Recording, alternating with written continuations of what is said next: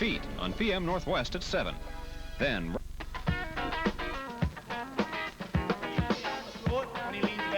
You will get a kick out of tonight's PM Northwest, that I promise you. This fellow's nickname is Superfoot, and he has feet like Muhammad Ali has fists. Between the golfers, we are thinking about another sport, the sport of karate, but it is a sport that is not used just for self-defense. It is like boxing or wrestling. It has its own set of rules, and it has its own superstars. And one day last summer, Joel Parks traveled down to Tacoma to watch an exhibition fight, an exhibition karate match, and to talk with one of those superstars. If you've ever found yourself in a deserted alley or walking through a rough part of town alone, you've probably stopped for a moment and thought how nice it would be to have a friend along, a big friend. Well, I used to live in New York City, so I've had a lot of time to think this over, and after careful research, I've come up with a man I would most like to walk through a dark alley with. You fool. His name is Bill Superfoot Wallace, and he's the Professional Karate Association's undefeated middleweight champion. He's called Superfoot, not feet, because he does all his fighting with just one leg. This gives new meaning to the old saying, I can lick you with one hand tied behind my back. Why one leg? I tore my medial ligament in my right leg playing judo, and I found out that, you know, I couldn't kick with it because if I extended the leg at all, it would kind of, you know, pain and hyperextend and so forth. So what I did was I just kind of took my left leg and I said, well, what I'm going to do is just make the left leg a lot better than my right one or anybody else's leg. Well, he accomplished that. His foot's been clocked at over 60 miles an hour, and he can supposedly deliver 4 kicks per second. But after the first one, he'd be counting anyway. Wallace came to the Bicentennial Pavilion in Tacoma to give a seminar to eager karate students and to participate in some exhibition bouts. Down and up. The exercises needed to develop good body coordination are really strenuous, and the students need to be in better shape than some dancers and gymnasts. And that appears to be one of the main reasons for taking up the sport. How long have you been practicing karate? Since August of last year. Just started? Yeah, this will be a year for me this August. What do you like best about it? It keeps me in shape. Keeps me in shape. Lost a lot of weight. What do you like best about it? About training, conditioning, the fellowship with other people. And how about the self-defense angle? It makes you feel more confident? It does. I've never had to use it, but I teach it, and it does do a lot for your confidence. It's fun, and it teaches me how to defend myself. Do you feel able to do that now? Do you feel much more confident? Yeah. And how did Superfoot get started? Well, number one, I've always liked to fight. I wrestled in high school and college, and when I was in the service, I played judo, which is very similar to wrestling.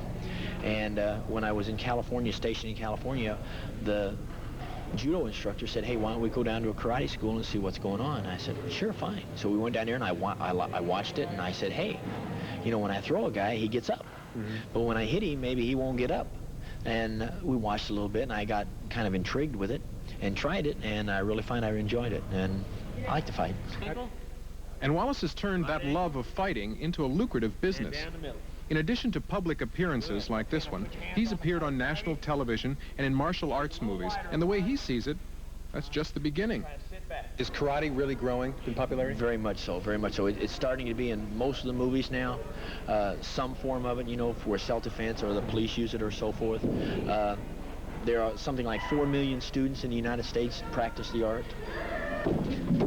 Over 1,000 of those 4 million came down to Tacoma for the evening's festivities, which began with this bout between 2 feisty 10-year-olds. In these preliminary matches, the fighters are supposed to hold their punches, but nobody seemed to have told these kids that. Break. He doesn't seem so fierce without his headgear on, but I still wouldn't want to be the one to have to tell him it was time for bed. The ladies are equally represented here, too, not just in the audience, but in the ring as well. Whatever happened to sugar and spice and everything nice? Thank heaven for little girls. 4 little girls get bigger every day. Thank heaven for little girls. in the most delightful way.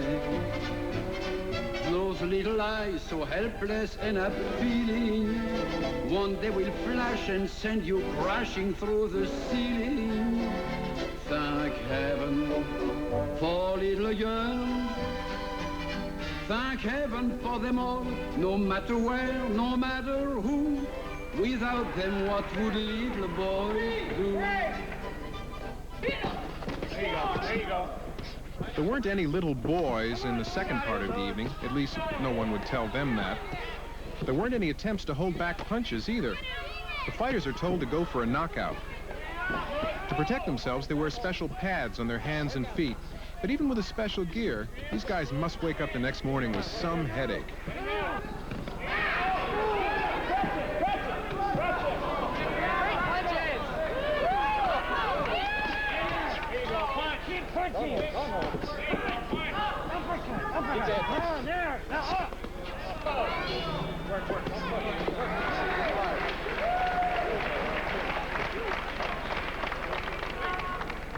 When old Superfoot himself finally stepped into the ring, the crowd had been through over 4 hours of brawling, but still seemed eager to watch their hero work out. Wallace was no dummy, though. He picked an overweight disc jockey to warm up on. And when he turned his attention to the others who had come to spar with him, he was clearly clowning around. One guy gave him a bit of his own stuff, though. One thing about being number one is that there's always someone eager to take your place. Wallace understands that, and so this year, he's retiring. I'm scared every time I fight. Because it's, you know, it's not like you go out there and you just touchy. That guy's out there to take my nose off. And no matter what you try to put in the back of your head, no matter how bad the fighter is, there's always that possibility that he can do that.